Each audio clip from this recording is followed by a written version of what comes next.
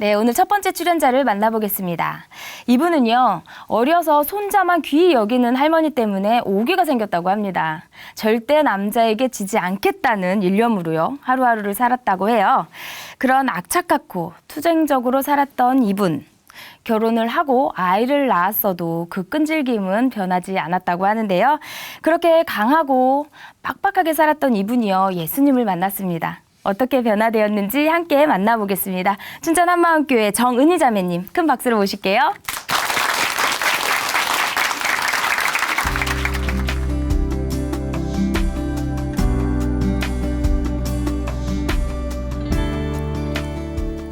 안녕하세요. 저는 춘천 한마음교회 정은희입니다.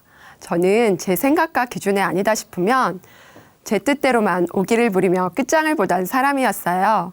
그랬던 제가 부활하신 예수님을 주인으로 믿고 사람들을 이해하고 품을 수 있게 된 간증을 나누고자 합니다.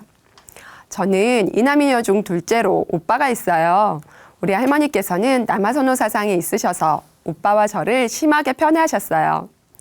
맛있는 거 좋은 것은 늘 오빠가 먼저 차지하였고 어쩌다 싸우기라도 하면 잘잘못을 떠나 오빠에게 대든 저를 혼내셨어요.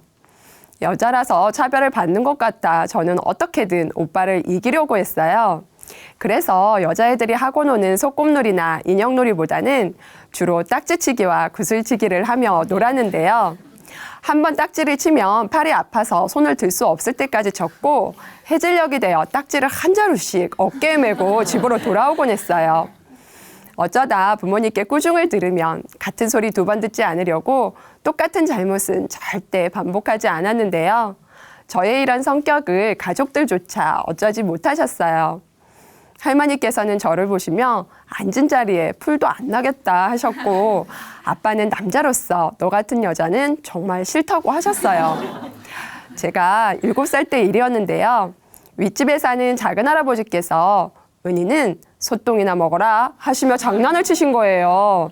저는 더러운 똥을 먹으라고 한 할아버지 말에 그냥 집에 갈 수 없었어요. 그래서 할아버지 소똥 먹어라, 할아버지 소똥 먹어라 하며 할아버지 뒤를 졸졸 따라다녔어요. 할아버지께서 밖으로 나가면 저도 밖으로 나가고 안으로 들어가면 따라 들어가 할아버지 소똥 먹으라고 했어요. 처음엔 어린애가 저러다 말겠지 하며 웃으셨지만 한나절이 다 되도록 소똥 먹으라며 따라다니니 나중엔 버럭 소리를 치시며 화를 내셨어요. 저는 그렇게 혼이 나고서야 집으로 돌아왔습니다. 한 번은 제가 여동생과 자취를 할 때였어요. 알고 지내던 오빠 친구가 동생을 집 앞에서 기다리고 있다가 사귀자고 했는데 동생이 싫다며 거절한 거예요. 오빠와 실랑이를 벌였는지 동생 손목이 빨갛게 되어 들어오는데 이건 아니다 싶어 화가 나는 거예요. 바로 뛰쳐나가 돌아가려는 오빠에게 지금 뭐 하는 거야? 여자들만 사니까 우습게 보여? 하며 대들었어요. 오빠는 동생에게 거절당한 것도 기분 나쁜데 대드는 저를 보니 더 화가 났는지 갑자기 제 따귀를 때리는 거예요. 순간 별이 번쩍 하더라고요. 태어나서 처음으로 따귀를 맞아보니 어이도 없고 오기가 생겨 저도 있는 힘껏 오빠의 따귀를 때렸어요. 그러자 오빠는 또 한 번 때렸고 악착같이 덤벼드는 저를 밀쳐 그대로 엎어지고 말았어요. 힘으로는 도저히 안 되겠다 싶어 돌을 집어들었는데 오빠가 뒤돌아서 가버리는 거예요. 거기 안 서? 소리치며 뒤쫓아갔는데 오빠는 택시를 타고 가버렸고 제가 던진 돌은 가로수를 맞고 떨어졌어요. 끓어오르는 화를 참을 수 없어서 그 집에 전화를 걸었고 아들이 왜 그 모양이냐며 자식 교육 똑바로 시키라고 어머니께 큰 소리 쳤어요. 그리고 제 여동생에게도 행동거지 조심하라고 충고했는데요. 동생은 제 말을 듣지 않고 여전히 자기가 하고 싶은 대로 하는 거예요. 처음엔 좋게 말로 타일렀는데 전혀 먹히지 않으니 끝장을 내야겠다 싶었어요.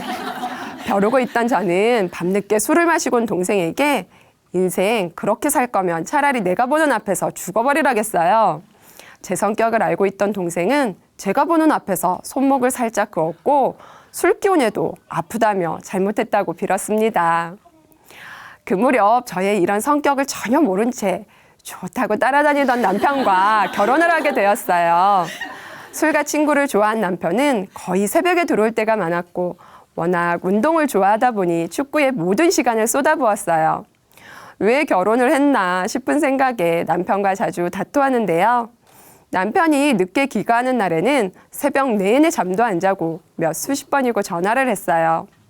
그러다 남편이 집에 들어오면 술에 취해 정신없는 사람을 끝까지 괴롭혀 사과를 받아내었고 잠을 자려는 남편에게 여기가 잠자는 데냐며 주먹으로 치면서 잠도 못 자게 했어요. 그래도 분이 풀리지 않으면 몇 날 며칠 말도 안 하고 밥도 해주지 않았는데요. 하루는 전날 술을 많이 마신 남편이 아침부터 죽겠다며 힘들어하는 거예요. 그런 남편에게 누가 먹으래? 죽겠으면 먹지 마. 안 먹으면 되잖아. 하며 쏘아붙였어요. 그날 하루 종일 힘들었던 남편이 일찍 들어와 TV를 보는데 너무 미운 거예요. 당신 TV 끄고 이리 앉아봐. 할 말 있어. 하고는 몇 시간 동안 지금까지 서운했던 일들을 하나하나 끄집어내며 알았다고 다시는 안 그러겠다고 할 때까지 끝장을 보았어요. 아이들도 예외는 아니었는데요. 제 말을 듣지 않으면 하나, 둘, 셋 하고 매를 드니 나중엔 하나, 둘까지만 하면 말을 잘 들었어요. 우리 둘째는 스스로 자기 할 일을 알아서 하며 순종적인데 첫째는 저와 많이 부딪혔어요. 자기 주장이 너무 강하고 모든 일에 사사건건 참견하다 보니 제가 너무 힘든 거예요. 한 번은 제가 밖으로 외출을 하려는데 큰아이가 자기 혼자 집에 있기 싫다며 저를 막아서는 거예요. 결국 큰아이와 몸싸움까지 하게 되었고 힘이 센 아이를 당해낼 수 없어서 눈에 보이는 대로 물건을 집어던졌어요. 순식간에 집은 난장판이 되었고 온몸에 힘이 빠지고 여기저기 멍이 들었어요. 하지만 끝장을 보려는 저를 아이는 도저히 안 되겠는지 잘못했다고 하였고 싸움은 그렇게 끝이 났습니다. 이런 저는 집안일도 끝장을 보았는데요. 빨래는 매일 사고를 우리듯 푹푹 삶아서 하얗다 못해 푸른빛이 돌도록 빨아널었고요. 설거지는 하수구용, 싱크대용, 냄비용 등 수세미 종류만 해도 7가지 이상 갖춰놓고 한나절씩 했어요. 아침에 청소를 안 하면 외출하지 않았고 저녁에 걸레질을 안 하면 잠을 안 잤어요. 어쩌다 손님이라도 오셔서 늦게 가는 날이면 새벽 3, 4시가 되도록 청소에 쓰레기까지 완벽하게 처리하고 잠을 자곤 했는데요. 하루는 거실을 청소하는데 장판 틈새마다 때가 보이는 거예요. 바로 바닥에 물과 세제를 뿌려 솔로 버벅버벅 닦았고 나중에 거품을 제거하느라 하루 종일 걸레질을 하기도 했어요. 콘센트에 먼지가 보이면 면봉으로 쑤시고 전화기 수첩판 틈새를 하나하나 이쑤시개로 긁어내며 닦았어요. 그러던 어느 날 손가락이 빨갛게 부어올라 너무 아픈 거예요. 병원에 갔더니 제 손을 본 의사 선생님께서 하시는 일이 뭐길래 손가락 마디마디에 염증이 이렇게 심하세요? 하시며 직업을 물어보시는 거예요. 저는 너무 창피해서 주부라고 말도 못했고 당분간은 손을 쓰지 말라는 처방을 받아 돌아왔어요. 지금도 가끔 마디마디가 부어올라 잘 굽혀지지 않는 손가락 때문에 고생하기도 한답니다. 이렇게 매사에 빡빡하게 살다 보니 제 인상이 무지 강했나 봐요. 사람들이 말 한마디 붙이기가 어렵다고 하니 이런 저의 성격을 고치고 싶다는 생각도 여러 번 해보았지만 쉽게 되지 않더라고요. 그러던 어느 날 같은 직장에서 근무했던 언니를 만나게 되었어요. 언니는 신앙에 대한 열심이 대단해 보였는데 교회를 춘천으로 다닌다는 거예요. 근처 교회도 많은데 멀리까지 간다는 게 궁금해서 작은 교회에 따라갔어요. 그런데 그곳에서 처음 만난 사람들이 저를 반갑게 맞아줬고 너무 잘 대해주시는 거예요. 저는 성경에 대한 지식도 없고 예수님이 누구신지조차 몰랐는데요. 예수님이 4대 성인 중 한 분으로 나와 똑같은 사람이셨고 부활이 역사적 사실임을 이야기해 주었어요. 예수님이 누구신지 하나하나 말씀을 찾아가며 교제해주는 사람들에게 제 마음이 활짝 열리게 되었어요. 그 후 저는 계속해서 예배를 참석하게 되었고 나중에는 우리 집도 작은 교회 예배처로 오픈하게 되었는데요. 매주 우리 집에는 일꾼 언니가 사람들을 데리고 와서 복음을 전하고 작은 교회 예배를 드리셨어요. 그런데 세상에서 절대로 변할 것 같지 않던 사람들이 복음을 듣고 삶이 변하고 전도와 양육을 하며 일꾼이 되는 거예요. 그 모습을 쭉 지켜보면서 오랫동안 신앙생활은 했지만 아무것도 변하지 않는 제가 보였어요. 저는 예수님의 부활도 알고 공동체와 함께하며 선포되는 말씀으로 은혜도 받았어요. 하지만 변하지 않는 저의 삶을 보며 도대체 무엇이 문제일까 고민하게 되었습니다. 그러던 어느 날 목사님께서 부활을 알아? 아는 게 아니라 믿는 거야 하시는 거예요. 자기 재물을 제 것으로 여기는 자가 하나도 없었던 초대교회가 시간이 걸리는 것도 아니고 많이 배워서 되는 것도 아니라고 하셨어요. 오직 부활하신 예수님을 마음의 주인으로 믿어야 한다고 하셨어요. 자기 중심을 자기가 알듯이 제 마음의 주인은 저라는 것이 보여졌고 내가 아는 부활이 지식일 수 있겠다는 생각이 들더라고요. 동일한 복음을 듣고도 나만 변하지 않는다면 그것은 문제가 있다는 생각에 간절한 마음이 생겼습니다. 그렇게 마음이 낮아지니 말씀을 더 집중해서 보게 되었어요. 그런데 요한복음을 보던 중 부활하신 예수님께서 너희들에게 평강이 있을지어다 하시며 저희를 향하사 숨을 내쉬며 가라사대라는 말씀이 눈에 들어왔어요. 숨을 내쉬며 저는 큰 충격을 받았어요. 살아나셨구나. 이분이 정말 살아나셨구나. 순간 고린도전서 15장 말씀이 기억났어요. 역사에 나오는 수많은 위인들 중 그 누구도 자신의 삶을 예언하고 그렇게 살다 간 사람은 단 한 명도 없었어요. 유일하게 예수님만이 성경대로 십자가에 죽으시고 성경대로 다시 살아나신 분이었어요. 성경대로 이루어진 부활로 예수님이 하나님이심이 확증되자 죄는 하늘을 봐야 한다는 목사님 말씀이 생각났어요. 천사가 아무리 지혜가 충족하고 아름답고 모든 것이 완벽했어도 하나님이 될 수는 없었어요. 천사가 하나님 되려는 마음으로 죄를 짓는 그 순간 바로 마귀가 된 거였어요. 이와 같이 하나님께서 제 마음에 이렇게 말씀하시는 것 같았어요. 너가 아무리 옳게 산다 할지라도 모든 사람들이 너를 인정할 만큼 완벽한 삶을 산다 할지라도 너가 하나님이 될 수는 없는 거라고요. 하나님 자리에 앉을 수 없는 자가 그 자리를 꿰차고 앉아 주인 행세하는 이 죄 때문에 예수님께서 오셔서 죽고 부활하신 거였어요. 그런데도 예수님을 믿지 않고 여전히 내가 주인 되어 사는 것이 보이니 너무 기가 막혔어요. 마귀보다 더 악랄한 자가 바로 저였습니다. 내가 하나님의 인자하심이 너를 인도하여 회개케 하심을 알지 못하여 그의 인자하심과 용납하심과 길이 참으심의 풍성함을 멸시하느뇨 라는 로마서 말씀이 제게 하시는 하나님의 음성으로 들렸어요. 저는 예수님을 믿지 않고 내가 주인되어 끝까지 고집하며 회개치 않았던 악한 중심을 통곡하며 회개하였어요. 그리고 지금까지 나를 인내하며 기다려주신 예수님을 나의 주, 나의 하나님으로 영접하였습니다. 아멘.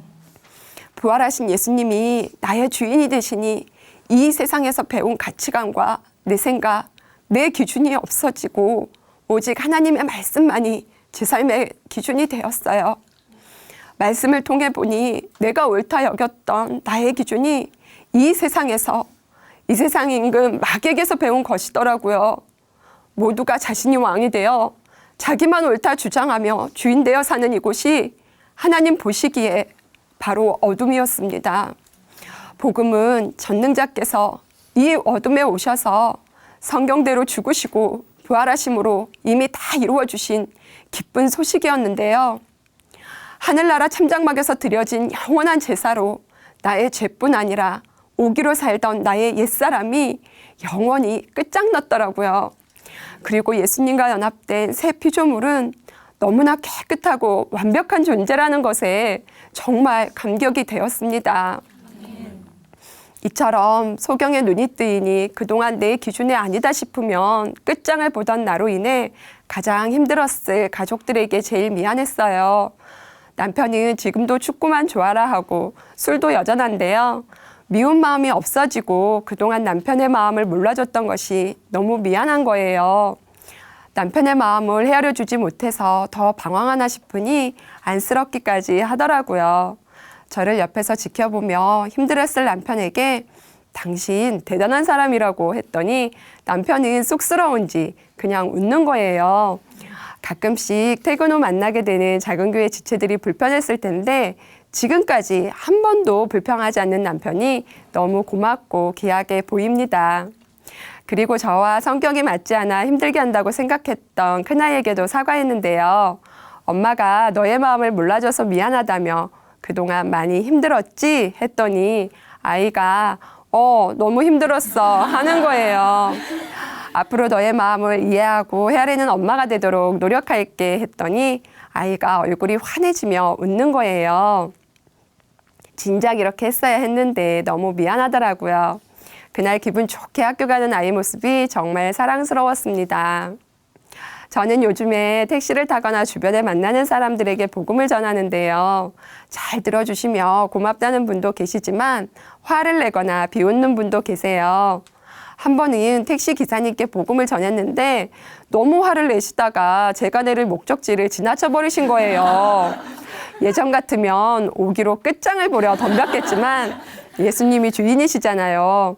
오히려 복음을 듣지 못하는 기사님을 보며 안타까운 마음이 들더라고요. 그리고 한 사람씩 만나서 복음을 전하다 보니 다양한 연령층의 사람들을 만나게 되었어요. 20대에서 60대까지 각자 살아온 시간만큼 인생의 문제와 고민이 다 달랐는데요. 대부분 20대는 이성, 30대는 결혼, 40대는 남편과 자녀, 5, 60대는 인생의 허무와 건강 등 삶의 문제 또한 다양했어요. 예전 같으면 내 기준에 품을 수도 없고 용납할 수 없는 사람들을 보며 왜 그렇게 사냐고 다그쳐서 아마 양육이 아니라 전쟁이었을 거예요. 하지만 나 같은 자도 인내하며 기다려주신 예수님이 주인이시잖아요. 부활하신 예수님을 마음의 주인으로 믿을 때 인생의 모든 문제가 끝나는 것을 알기에 양육에 더욱 힘쓰고 있습니다. 또 늘 오픈되어 있는 우리 집은 예전보다 더 많은 지체들이 오가는 예배처로 사용되고 있어요. 부활하신 예수님을 주인으로 믿은 우리 모두가 예수님의 몸이라는 것을 알게 되니 지체 한 사람 한 사람이 너무 귀한 거예요. 지체에게 하는 것이 곧 예수님께 하는 것이기에 직접 음식을 만들어 지체들을 섬기고 있는데요. 무엇을 해줘도 최고로 맛있다며 기쁘게 먹는 지체들을 보면 오히려 제가 더 기쁘고 감사한 거예요. 때로는 오랫동안 집을 오픈하고 섬기는 저에게 힘들지 않냐고 물어보시는 분도 계시는데요. 물질과 시간의 주인 또한 예수님이시니 주를 위해 기쁘게 섬기고 있어요. 어느 날 하나님께서는 사람의 눈에 잘 드러나지 않는 섬김의 자리가 하나님이 보시기에 얼마나 귀한지를 알려주셨는데요.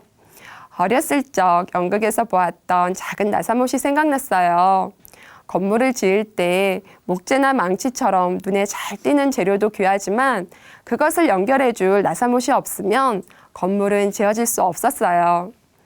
이처럼 교회 공동체 안에서 나사못과 같이 눈에 잘 띄지 않아도 서로의 틈을 메우는 섬김의 자리가 너무나 귀한 자리임을 알게 되었어요. 교회 공동체 안에서 어떤 역할을 하든 어떤 자리에 있든 한 성령, 결국 한 성령께서 행하시는 거였어요. 내 사명의 자리가 하나님의 뜻대로 정해졌고 너무나 귀하게 보신다는 마음을 주시니 더욱 감사하게 되었습니다. 저는 저만의 기준을 세워놓고 그 기준에 어긋나면 견딜 수 없는 사람이었어요. 무엇이든 끝장을 보더라도 내 기준에 맞게 내 뜻대로만 했었는데요. 부활하신 예수님을 주인으로 믿은 후에는 오직 말씀만이 기준이 되어 사람들을 이해하고 품을 수 있게 되었어요. 사람들을 양육하며 섬김의 삶을 살게 하신 하나님께 감사드리며 맡겨주신 일에 더욱 충성하는 자가 되겠습니다. 감사합니다.